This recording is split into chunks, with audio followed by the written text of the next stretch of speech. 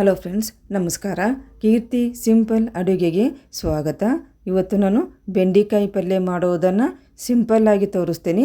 ಉತ್ತರ ಕರ್ನಾಟಕದ ಕಡೆ ಯಾವ ರೀತಿ ಮಾಡ್ತಾರಂತ ಇದನ್ನು ಮಾಡಿ ತೋರಿಸ್ತೀನಿ ನಾನು ನಿಮಗೆ.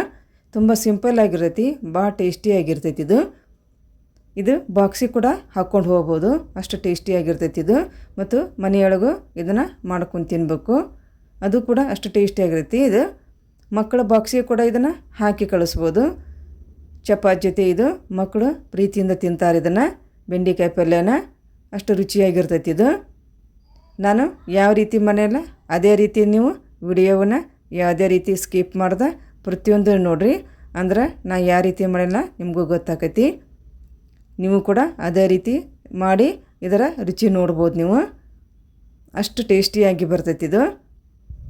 ಇದನ್ನು ಯಾವ ರೀತಿ ಮಾಡ್ಬೋದಂತಂದು ನಾ ಈಗ ತೋರಿಸ್ಕೊಂತ ಹೋಗ್ತೀನಿ. ನೀವು ಕೂಡ ಅದೇ ರೀತಿನ ಮಾಡಿರಿ, ಒಮ್ಮೆ ಟೇಸ್ಟ್ ನೋಡಿರಿ ಇದ್ರದ್ದು. ಅದಕ್ಕಿಂತ ಮುಂಚೆಗೆ ನನ್ನೊಂದು ಚಾನಲಿಗೆ ಸಬ್ಸ್ಕ್ರೈಬ್ ಕೂಡ ಮಾಡ್ಕೊಂಬಿಡ್ರಿ. ಈಗ ಈ ಪಲ್ಯನ, ಬೆಂಡೆಕಾಯಿ ಪಲ್ಯನ ಯಾವ ರೀತಿ ಮಾಡ್ಬೋದು ಅಂತ ನಾ ತೋರಿಸ್ಕೊಡ್ತೇನೆ. ಈಗ ಈ ಬೆಂಡೆಕಾಯಿನ ಸ್ವಚ್ಛ ತೊಳ್ಕೊಂಡು ಅದನ್ನ ಒರೆಸ್ಕೋಬೇಕು, ನೀರು ಇರಬಾರ್ದು ಅದ್ರಾಗ. ಚಲೋತ್ತಂಗೆ ಒಂದು ಕಾಟನ್ ಬಟ್ಟೆಯಾಗ ಒರೆಸ್ಕೊಂಡು ಇದೇ ರೀತಿ ಸಣ್ಣದಾಗಿ ಕಟ್ ಮಾಡಿ ಇಟ್ಕೋಬೇಕು. ಅದಕ್ಕೆ ಬಾಳಿಗೆಗೆ ಹಾಕ್ಕೊಂಡು ಸ್ವಲ್ಪ ಎಣ್ಣೆ ಹಾಕ್ಕೊಂಡು ಅದರ ಹಸಿ ವಾಸನೆ ಹೋಗ್ಬೇಕು. ಲೋಳು ಏನು ಬರ್ತೈತಲ್ಲ ಅದು ಹೋಗ್ಬೇಕು, ಅದು ಅಲ್ಲಿ ತನಕನೂ ಹುರಿಬೇಕು. ಇದೇ ರೀತಿನ ಮೀಡಿಯಮ್ ಹುರಿಯಾಗ ಚಲೋತ್ತಂಗೆ ಹುರಿಬೇಕು, ಇದ್ರ ಹಸಿ ವಾಸನೆ ಹೋಗ್ಬೇಕು, ಅಲ್ಲಿ ತನಕನೂ ಹುರಿಬೇಕು. ಇದನ್ನು ಸ್ವಲ್ಪ ಕಪ್ಪಾದ್ರೆ ಸಾಕು, ಭಾಳ ಕಪ್ಪು ಆಗಕ್ಕೆ ಹೋಗ್ಬಾರ್ದಿದ್ದು.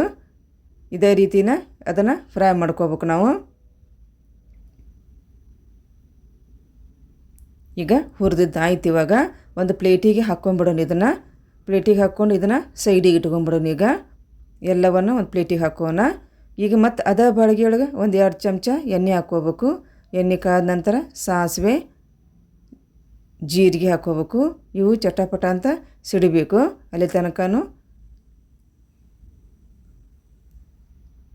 ಈಗ ಸಿಡಿಯಾಕ ಕುಂತ ಈಗವು.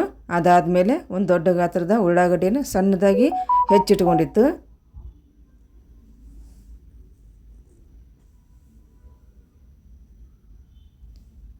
ಈಗ ಸ್ವಲ್ಪ ಕರಿಬೇವು ಹಾಕಬೇಕು.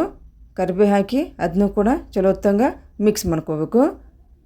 ಈಗ ಇದು ಹಸಿಮೆಣಸಿನ್ಕಾಯಿ ಪೇಸ್ಟ್ ಇದು, ಇದನ್ನು ಕೂಡ ಹಾಕಿ ನೀವು ಹಸಿಮೆಣಸಿನ್ಕಾಯಿ ಕೂಡ ಕಟ್ ಮಾಡಿ ಹಾಕ್ಕೋಬೋದು. ಇಲ್ಲಿ ನಾನು ಹಸಿಮೆಣಸಿನ್ಕಾಯಿನ ಪೇಸ್ಟ್ ಹಾಕ್ಕೊಂಡೀನಿ ಮಿಕ್ಸಿ ಒಳಗೆ.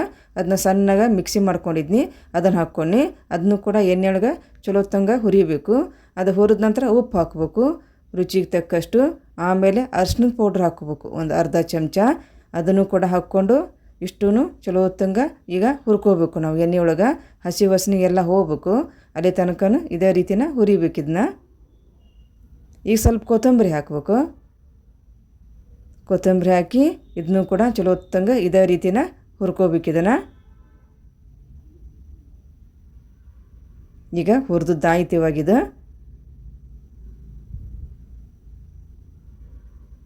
ಈಗ ನಾವು ಬೆಂಡೆಕಾಯಿನ ಏನು ಹುರ್ಕೊಂಡು ಇಟ್ಕೊಂಡಿದ್ವಲ್ಲ, ಸೈಡಿಗೆ ಇಟ್ಕೊಂಡಿದ್ವಲ್ಲ, ಅವನ್ನ ಇದಕ್ಕೆ ಹಾಕ್ಕೊಂಬಿಡ್ಬೇಕು. ಹಾಕ್ಕೊಂಡು ಇದು ಮಸಾಲೆ ಜೊತೆಗೆ ಇದು ಹುರಿದಂತಹ ಬೆಂಡೆಕಾಯಿನ ಚಲೋತ್ತಂಗೆ ಮಿಕ್ಸ್ ಮಾಡ್ಕೋಬೇಕು. ಉಳ್ಳಾಗಡ್ಡಿದು ಮತ್ತು ಬೆಂಡೆಕಾಯಿ ಪೂರ್ತಿ ಮಿಕ್ಸ್ ಹಾಕೋಬೇಕು. ಅಲ್ಲಿ ತನಕನೂ ಇದನ್ನ ಇದೇ ರೀತಿನ ಒಂದು ಸ್ವಲ್ಪ ಹುರ್ಕೋಬೇಕು ಇದೇ ರೀತಿನ. ಈಗ ಹುರಿದು ಕೂಡ ಆಯ್ತು. ಇವಾಗ ಇದಕ್ಕೆ ಸ್ವಲ್ಪ ಹುಣಸೆಹಣ್ಣಿನ ರಸ ಹಾಕಬೇಕು. ಸ್ವಲ್ಪ ನೀರು ಹಾಕ್ಬೇಕು ಇದಕ್ಕೆ, ಭಾಳ ನೀರು ಹಾಕಕ್ಕೆ ಹೋಗ್ಬಾರ್ದು, ರುಚಿ ಬರೋದಿಲ್ಲ ಪಲ್ಯ ಇದು. ಈಗ ಒಂದು ಮುಚ್ಚಳ ಮುಚ್ಚಿ ಇದನ್ನು ಉಗಾದಾಗ ಬೇಯಿಸಿಬಿಡ್ಬೇಕು. ಹುಣಸೆಹಣ್ಣು ರಸ ಹಾಕಿ ಸ್ವಲ್ಪ ಮುಚ್ಚಳ ಮುಚ್ಚಿ ಇದನ್ನು ಬೇಯಿಸ್ಕೊಂಬಿಡ್ಬೇಕು ನಾವು. ನೀರು ಹಾಕಕ್ಕೆ ಹೋಗ್ಬಾರ್ದು, ಇದು ಡ್ರೈಯೇ ಇರಬೇಕು ಪಲ್ಯ, ಅಂದ್ರೆ ರುಚಿಯಾಗಿರ್ತೈತಿ ಇದು. ನೀವು ಟೊಮೆಟೊನು ಕೂಡ ಹಾಕ್ಕೋಬೋದು, ಟೊಮೆಟೊನ ಹಾಕಿದ್ರು ನೀರು ಹಾಕಬಾರ್ದು, ಬರೀ ಉಗಾದಾಗನ ಇದನ್ನು ಬೇಯಿಸ್ಬೇಕು. ಇಲ್ಲೇ ಶೇಂಗಾ ಪೌಡ್ರ್ ಹಾಕ್ಕೋಬೇಕು ಒಂದು ಚಮಚ.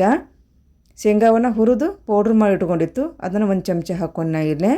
ಇದು ಗುರಳ್ ಪೌಡರು, ಗುರಳನ್ನು ಕೂಡ ಹುರಿದು ಪೌಡ್ರ್ ಮಾಡಿ ಇಟ್ಕೊಂಡಿತ್ತು ಮಿಕ್ಸಿ ಒಳಗೆ, ಅದನ್ನ ಒಂದು ಚಮಚ ಈಗ ಹಾಕ್ಕೊಂಡು. ಈಗ ಇದು ಬೆಂಡೆಕಾಯಿ ಪಲ್ಯ ಆಲ್ಮೋಸ್ಟ್ ರೆಡಿ ಆಯ್ತು ಇವಾಗಿದು. ಈಗ ಅದನ್ನ ಮಿಕ್ಸ್ ಮಾಡ್ಕೊಂಡ ನಂತರ ಸ್ವಲ್ಪ ಕೊತ್ತಂಬರಿ ಹಾಕಬೇಕು. ಕೊತ್ತಂಬರಿ ಹಾಕಿದ ಮ್ಯಾಗ ಇದು ಬೆಂಡೆಕಾಯಿ ಪಲ್ಯ ಚಪಾತಿ ಜೊತೆ ತಿನ್ನೋಕೆ ರೆಡಿ ಆಯ್ತು. ಇವಾಗ ಭಾಳ ಟೇಸ್ಟಿಯಾಗಿರ್ತೈತಿ. ಒಮ್ಮೆ ಆದರೂ ಟ್ರೈ ಮಾಡಿ ನೋಡಿರಿ ನೀವು. ಈ ಒಂದು ಸಿಂಪಲ್ ಆದ ರೆಸಿಪಿ ನಿಮ್ಗೆ ಲೈಕ್ ಆಗಿದ್ರೆ ಲೈಕ್ ಮಾಡಿರಿ, ಶೇರ್ ಮಾಡಿರಿ, ಸಬ್ಸ್ಕ್ರೈಬ್ ಮಾಡ್ಕೊರಿ ನನ್ನ ಚಾನೆಲಿಗೆ. ನೋಡಿದಂತಹ ನನ್ನೆಲ್ಲ ವೀಕ್ಷಕರಿಗೂ ಧನ್ಯವಾದ.